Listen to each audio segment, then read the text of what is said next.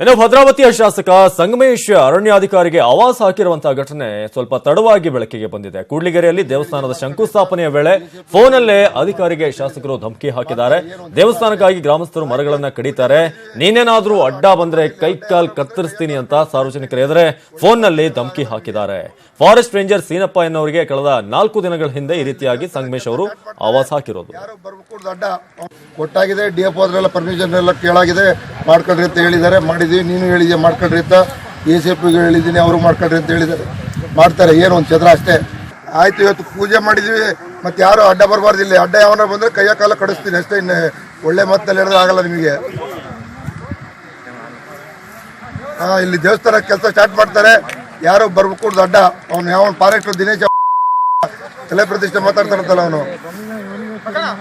ಅವನು ಯಾವ forest Dinesh Kudligere forest Dinesh.